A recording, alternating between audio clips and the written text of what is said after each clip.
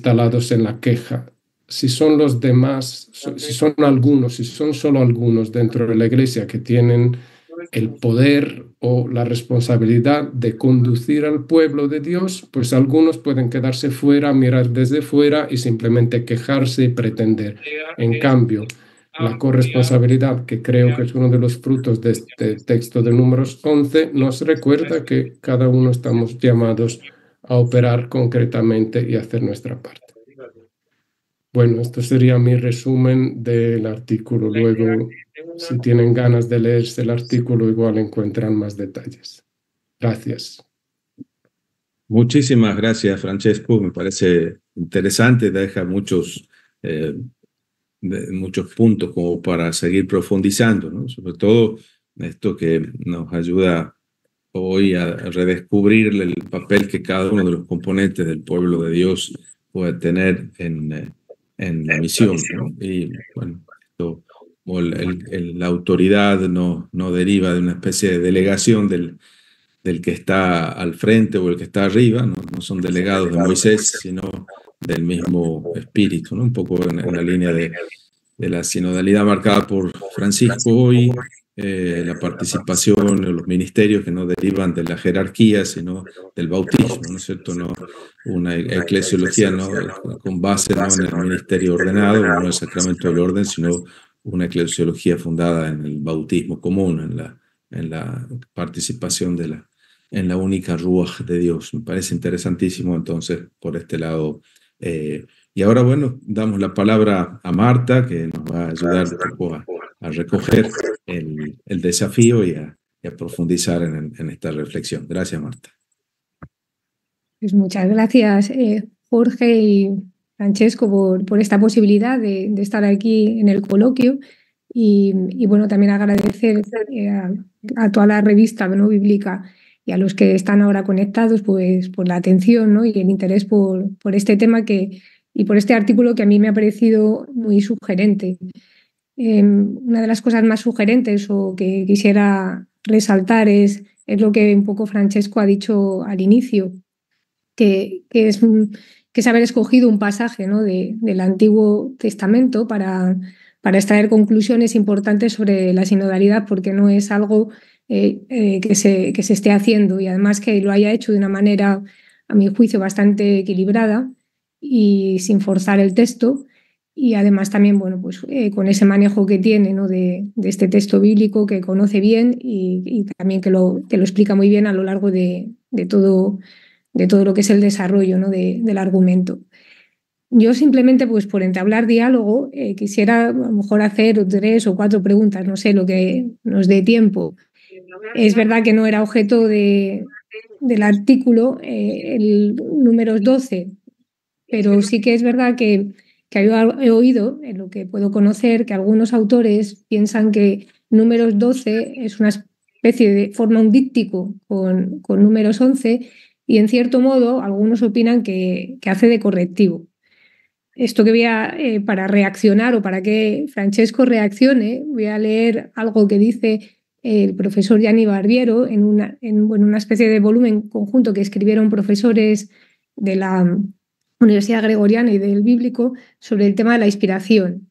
Y él dice así, se deduce que los ancianos profetizan por la presencia del Espíritu, en el versículo 25 de Números 11. Es decir, llegan a hacer lo que Moisés hace porque el Espíritu baja sobre ellos. La inspiración profética no se restringe a Moisés, autor de la Torá, sino que se alarga a todo el pueblo llamado a hablar en nombre de Dios al mundo. Y entonces cita Joel. Sin embargo, Números 12 corrige esta afirmación y en cierto sentido resulta antitético a Números 11. Se subraya la relevancia y el puesto único de Moisés en referencia a la a la revelación de la palabra de Dios. De hecho, el rol único de Moisés con relación a la revelación, su función paradigmática se halla en el hecho de que la autenticidad de la inspiración divina en los profetas se mide con relación a la Torá.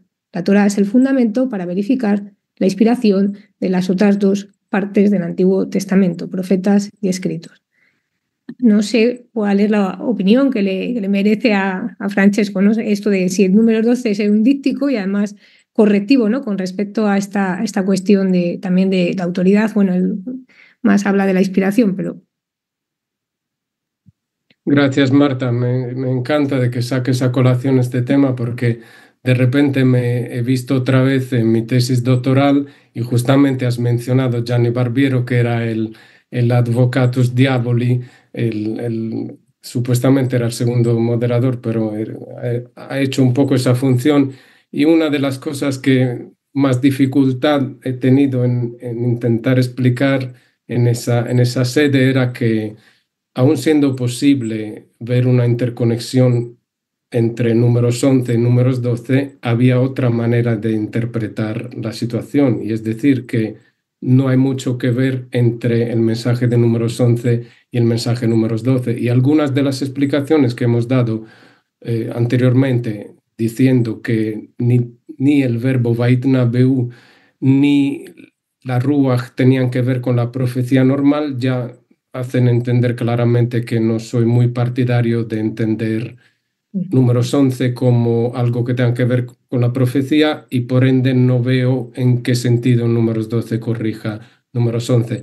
Esta es simplemente mi manera de leer el texto. Desde luego se puede leer, y te digo, diría que casi la mayoría de los autores interpretan números 11 como la institucionalización de la profecía estática, y por ende allí tenemos 70 profetas, y entonces dicen que números 12 un poco corrige esa perspectiva, diciendo no son todos iguales, ni mucho menos, sino que la profecía de Moisés, que no deja de ser algo muy especial, como bien nos recuerda Deuteronomio 34:10, allí números 12 corregiría números 11. No es mi manera de leer el texto. Para mí, números 11 y números 12 no forman un díptico, pero se puede aceptar cualquier postura.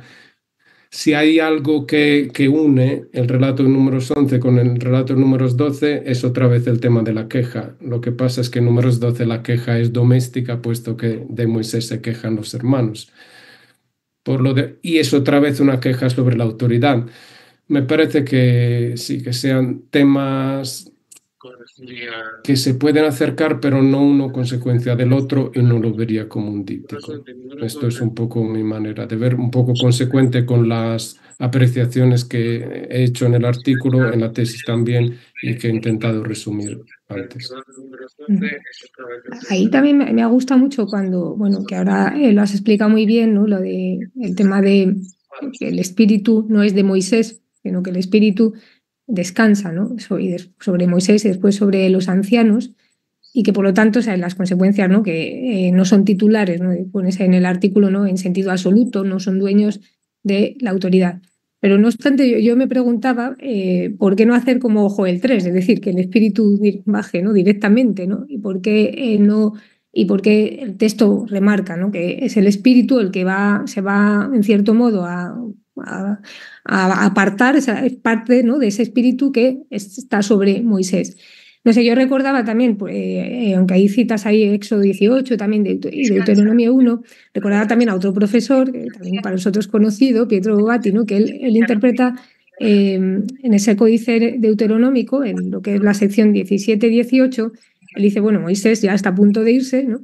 Y entonces como que todo lo que él, las funciones que él detenta, ¿no? Se van a tripartir, ¿no? en 4 instituciones, y entonces antes de entrar a la tierra prometida, y entonces un poco ve esa visión, ¿no? Él hasta ese momento lleva todas esas funciones, aunque es considerado principalmente un profeta, y entonces ahí están esas 4 instituciones que además, por ejemplo, en Deuteronomio 18:9, hablando del profeta también, él dice es la institución que se vincula al Oreb, por ninguna otra, y se le da una especie de importancia, y además se dicen, recuerda, ¿no? Que tú pediste al pueblo, no tú pediste que alguien, ¿no? Porque no queremos ver a Dios porque nos morimos, entonces que elegir a alguien, como también recordando que en el origen todos eran profetas o todos tenían acceso, pero que por miedo, entonces Dios hace esta concesión. Pero no sé si, por ejemplo, podría ir por ahí esa apreciación, ¿no? Que no es que es el espíritu sobre, ¿no? Que está sobre, aunque no sé qué te parece ahí. Sí. Sí. Considerando que los textos de números, por lo menos a nivel de redacción final, son de los últimos textos del Pentateuco, así que por ejemplo, ese añadido con una referencia tan casi directa, casi literal a Joel 3, pues nos habla de un momento en que, aun tratándose de la redacción de la Torá, tenemos los textos proféticos y textos proféticos tardíos que ya tienen una configuración bastante clara, al punto que los cita prácticamente verbatim, palabra por palabra. Así que cabe perfectamente pensar que ya nos encontremos en una época en que se quieren de alguna manera diferenciar, marcar los diferentes, los que Bovati llama poderes, y entonces que sea un instrumento, un expediente, como se dice, para... Sí, sí, estoy de acuerdo. Ahí también sobre el verbo el verbo nasab, claro, cada uno pues vamos un poco a lo que tenemos más en mente, que hemos trabajado, y entonces yo me iba a Deutero Isaías como Jorge, que también trabajó bastante sobre. Entonces, el verbo nasab es verdad que es un verbo, ahí pones que aparece unas 650 veces, por lo tanto no es difícil que sea un verbo técnico, ¿no? Pero sí que es verdad que a medida que pasa, por ejemplo, en el texto de Isaías, en el texto del siervo, aparece ahí 2 veces para indicar, bueno, cargó con la enfermedad y después cargó, ¿no?, con el pecado, ¿no? Y ese cargar, que tiene ahí unas connotaciones, porque por cargar no es solamente un peso, que lo es, una responsabilidad, sino que queda herido, ¿no? Y entonces, y de estas heridas brotan curación. Claro, después hay otros verbos en el Nuevo Testamento, como el copiado, ¿no?, que se van a hacer verbos técnicos para indicar, ¿no?, lo que es la misión, el peso de la autoridad, ¿no?, el trabajar, ¿no?, de una forma denodadamente, ¿no? Entonces pensaba, ¿no?, si en el fondo también se está dibujando con este verbo y se va profundizando, hay una especie de cinética, ¿no?, en los textos de relectura, una especie de modelo de autoridad. Sí, sí. Es lo que intentaba apuntar en esas conclusiones, una autoridad que sea servicio y no dominio. Así que muy buena la alusión al siervo. Vemos que la escritura se interpreta con la escritura, así que no es nada descabellado ni fuera de contexto. Muy buena la alusión al siervo, y Moisés al principio se queja justamente de eso. No lo he parido yo, ni lo he llevado en brazos yo para que ahora tenga que cargar con el peso. Aunque lo diga en forma de queja, pero está describiendo lo que es la autoridad en seno al pueblo de Dios. Es hacer de madre, y en el caso del siervo es asumir toda la debilidad del pueblo y llevarla a hombros. Así que sí, creo que nos ayuda a además entender. También porque Sí. perdón, no, que digo que recordaba también porque, o sea, como que en la dinámica del RID, o sea, y Moisés es modelo de intercesor, es porque es la víctima, ¿no? O porque en cierto modo se solidariza o no se desvincula, ¿no?, del pecador. Entonces también me parecía como un aspecto bonito, ¿no?, de como modelo como alguien que está en medio, ¿no?, y no se desvincula, ¿no?, bueno, pues cuando intercede. Sí, otra cosa que igual no me ha dado tiempo de decir antes, pero hay otros 2 textos paralelos de los ancianos como ayuda de Moisés en Deuteronomio 1 y en Éxodo 18. Y se nota una diferencia muy grande, que allí son situaciones contingentes. En Éxodo 18, Jetro le dice, búscate a alguien que te ayude porque tú no puedes estar todo el día atendiendo las causas, pero se trata de la función de juzgar. Y aquí, en Números 11, simplemente se habla del peso en general, y me parece un avance muy relevante, porque es lo que decía un poco Jorge antes, resumiendo lo que intentaba decir al final de mi intervención.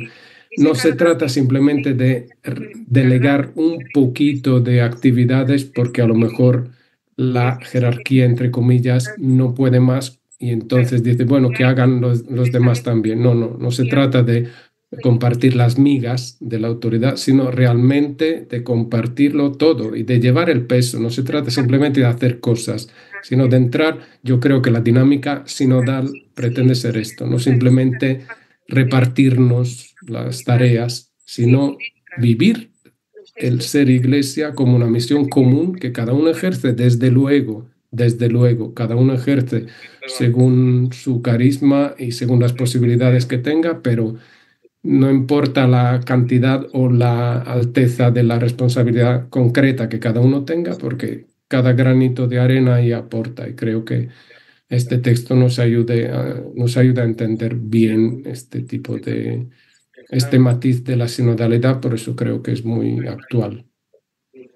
Ya, un poquito, ya solo último, que para que sí, porque imagino que también los que están escuchando a lo mejor querrán participar. Yo simplemente quería notar que me ha gustado mucho, constantemente me venían resonancias también neotestamentarias, ¿no? Y claro, recordaba a Ska, que es también nuestro profesor, ¿no? Que escribió aquel artículo de la Samaritana, como diciendo del Nuevo al Antiguo Testamento. Bueno, el Nuevo Testamento no se entiende bien, se entiende, pero no muy bien sin el Antiguo, ¿no? Y entonces me parecía también importante estos dos que se quedan fuera, ¿no? ¿Verdad? Más allá bueno, todas esas cuestiones, porque recordaba, ¿no? Esos que a ver, en tu nombre curan, ¿no? Y también, y Jesús dice, bueno, también estos, ¿no? Lo hacen en mi nombre, ¿no? Son de los nuestros. Entonces, porque también me parecía importante lo que el Papa Francisco también utiliza la categoría o la idea de la sinodalidad no solo como algo ad intra, ¿no? Sino también como una categoría misionera, ¿no? Y que yo creo que también está unida a esa fraternidad universal de que, bueno, pues la verdad puede venir nos puede venir también de fuera, ¿no? De otros, que es también una categoría muy bíblica, no sé. Y bueno, pues me ha gustado, ¿no? Eso simplemente no es una pregunta, sino que la lectura, ¿no? Pues me ha ido evocando también a otros textos del Nuevo Testamento que yo creo que deberían ser también leídos con este trasfondo y que les ayudaría, ¿no? A coger hondura, ¿no? En lo que sería la exégesis. Sí, Si es sí. que muchas gracias. Sí, sí, gracias.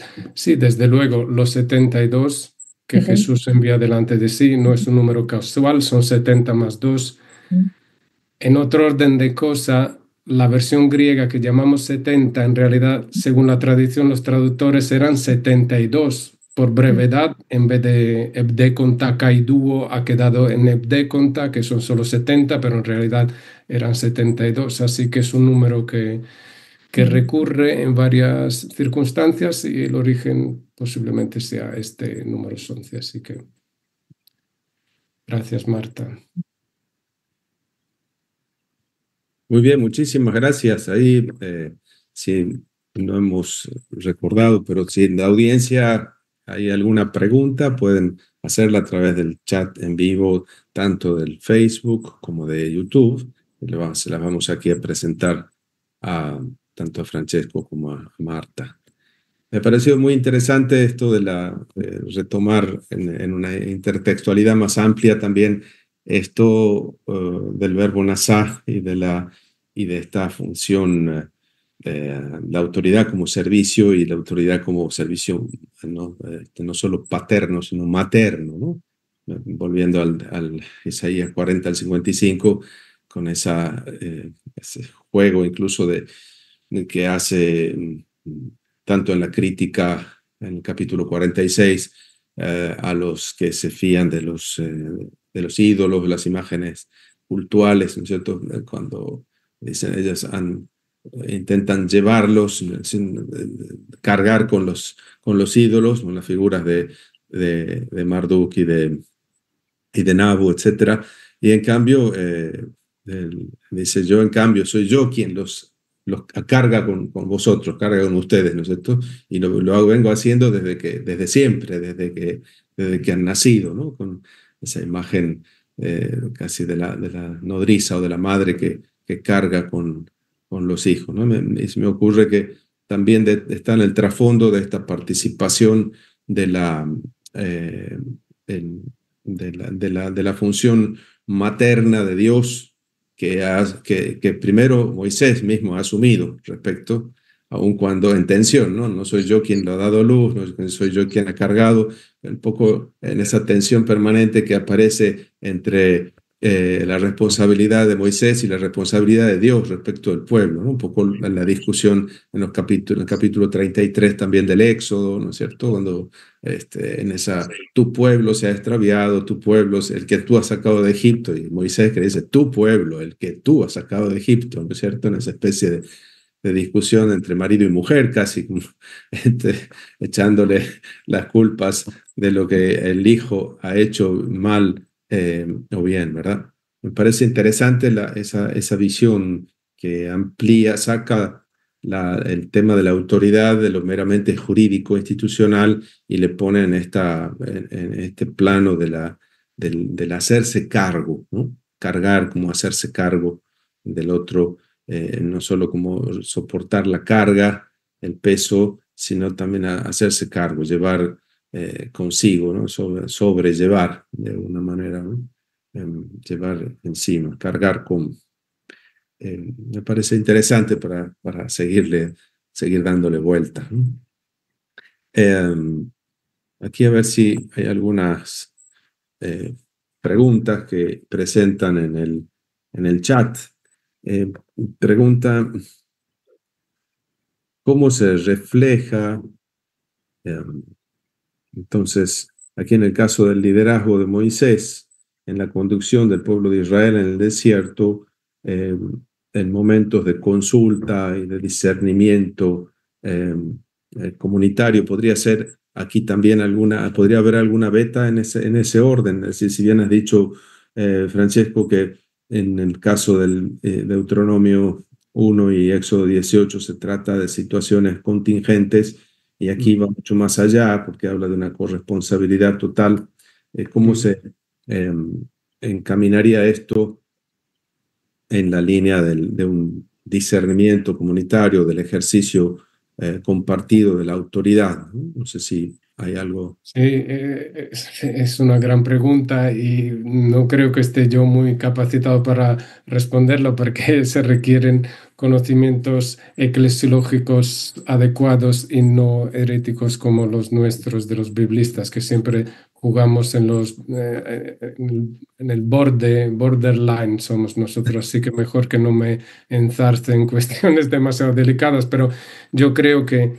em, yo creo que cada uno tiene que hacer su parte y que es la sabiduría de los que están, como decimos, constituidos en autoridad, en entender que no se puede, repito lo que dije antes, no se puede delegar solo lo que no alcanzamos a hacer nosotros. No puede ser simplemente una cuestión práctica, como ya no hay curas para seguir las parroquias, bueno, pues que los laicos se ocupen de la catequesis o de la liturgia de la palabra. Pues igual hay que volver a enfocar esa cuestión de otra manera y pese a que haya o no haya, cada uno según el ministerio recibido, pero dar espacio a que haya un influjo. Yo creo que ya el concilio nos ha regalado muchas herramientas para compartir la misión del camino de la iglesia, de caminar juntos. Sinodalidad es esto, caminar juntos sintiéndonos corresponsables. Eh, no se puede medir en eficacia. Si yo hago mucho es que soy muy importante. No, yo hago lo que me corresponde dentro de la comunidad, sintiéndola, mi casa, mi familia, eso. Y así llevo el peso yo también. No sé, Sí. es lo que se me ocurre. Sí, sí. No sé si puedo decir algo yo Sí, también. sí, sí. Y Claro. no, no, porque no sé, claro, en el texto que aquí vemos, no, hay algunos, no sé, yo creo que hay algunos elementos ahí de soslayo, pero que no están desarrollados para poder contestar a esa pregunta. Pero sí que es verdad que, no sé, comparando, por ejemplo, con las otras religiones, ¿no? En los que había mediadores, pero eran los únicos que tenían acceso a Dios, ahí Francesco le dice en el tema del pueblo, ¿no? En una de las conclusiones que ha sacado al final. Es decir, el hecho de que Dios hable a todo un pueblo, escucha a Israel, les hace capaces de reconocer quién les habla de parte de Dios y quién no, o sea, de reconocer al verdadero y el falso profeta, ¿no? Entonces la participación en el fondo no la da Dios. Entonces al final también ciertamente es una corresponsabilidad, ¿no? Porque todo el pueblo tiene olfato de oveja, o sea, todo el pueblo sabe quién habla o no de parte de Dios. Entonces en ese sentido yo creo que ahí sí que hay una gran diferencia con respecto, por ejemplo, a las religiones que estaban circundando Medio Oriente. El hecho de que Dios hable a todo un pueblo, aunque haya diferentes ministerios, implica que todos tienen el mismo espíritu, son capaces de reconocer, y en ese sentido están ejerciendo el discernimiento, en cuanto que reconocen que Dios puede hablar, les está hablando por medio de un profeta o por Moisés. Entonces, bueno, me parece que eso es importante, aunque digo, creo que el texto no, de números no, a lo mejor no lo insinúas como en otros momentos, no se insinúa así.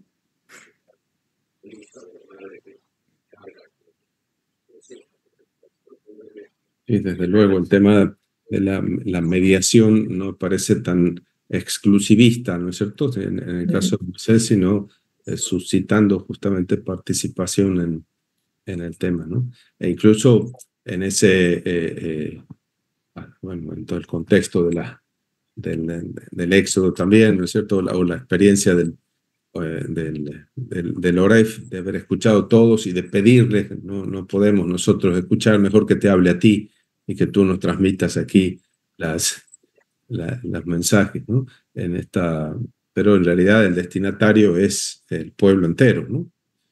Interesante, de nuevo, entonces, ineludible la categoría pueblo de Dios aquí para un análisis de este tipo, ¿no? Y cuando se habla de sinodalidad, yo creo que no hay más remedio que volver a esa categoría como categoría teológica, no simplemente una cuestión sociológica, como se ha tenido muchas veces temor de ver, sino de verdad que es ineludible si se quiere hacer una eclesiología con bases realmente bíblicas y no meramente jurídicas, digamos, y ser fiel toda la tradición bíblica veterotestamentaria y por lo tanto neotestamentaria también, que recoge todo eso, ¿no? Aquí me viene a la memoria también todas las contribuciones que hizo Norbert Loefink también en su momento a estas cuestiones, ¿no? Ese famoso artículo sobre el pueblo de Dios y también el interés que tenía siempre en relacionar las cuestiones actuales o las preocupaciones actuales de la Iglesia buscando con la palabra de Dios, buscando en los textos del Antiguo Testamento en la luz para clarificar estas cuestiones, ¿no? Interesante, ya cabe nombrarlo, ya que lo hemos recordado con pena hace pocos días, fallecido, ¿verdad? Sí. Bueno, no sé si hay alguna otra pregunta. Hay unos 40 y tantos conectados en el Facebook y unos 20 y tantos en el YouTube, pero no veo más preguntas por ahí. No sé si ha llegado alguna. Parece por aquí.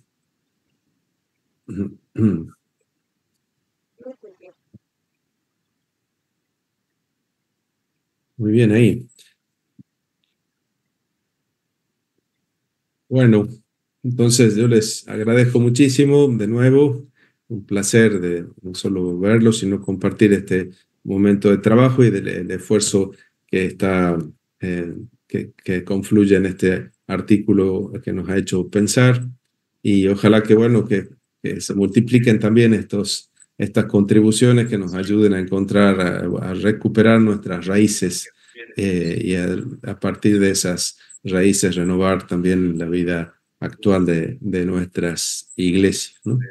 Muchísimas gracias a ustedes. Gracias a ti, Jorge, por la invitación, por haber acogido el artículo y por todo. Gracias. Y a Marta. Bien. Gracias, Martita. Gracias, Ignacio, y a la gente de la UNSTA que nos está apoyando en la transmisión del coloquio. Bueno, quedan todos invitados a leer, a usar la revista bíblica que es la casa de todos, a contribuir con sus artículos, sus estudios y a leer y a comentar. Procuraremos pronto tener también otro encuentro, si Dios quiere, en el mes de noviembre. Ya lo difundiremos con tiempo suficiente. Muchísimas gracias a todos y buenas tardes, buenas noches a los que están ya más avanzados en la hora del día. Gracias. Adiós. Gracias.